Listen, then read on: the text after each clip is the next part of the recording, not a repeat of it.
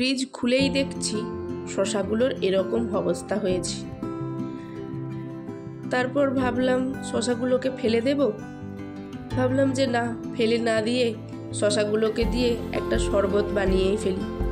আর এখন যা গরম পড়েছে, এর মধ্যে এক টুকরো বরফ দিয়ে খেতে খুব একটা মন্দ লাগবে না। তাই শসাগুলোকে ফেলে না দিয়ে একটা নতুন রূপ দেওয়ার চেষ্টা করছি, আর তারই একটা ছোট্ট ভিডিও আপনাদের সাথে শেয়ার করছি।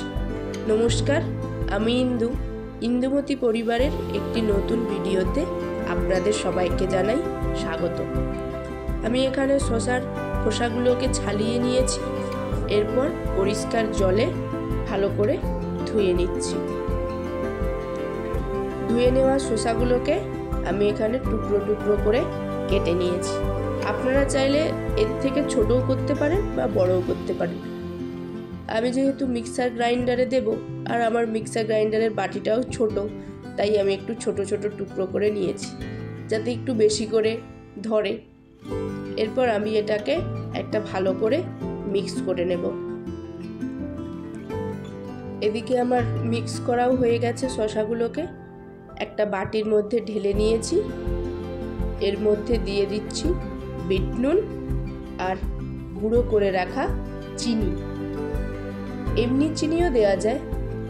আমার বাড়িতে যেহেতু চিনিটা আগে থেকে গুঁড়ো করা ছিল, তাই আমি গুঁড়ো চিনিটাই ব্যবহার করছি।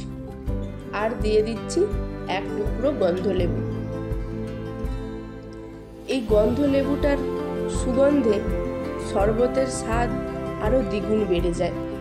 গন্ধলেবুটাকে ভালোভাবে মিশিয়ে নিচ্ছি। শরবতে আমার লেবু মেশানো হয়ে গেছে।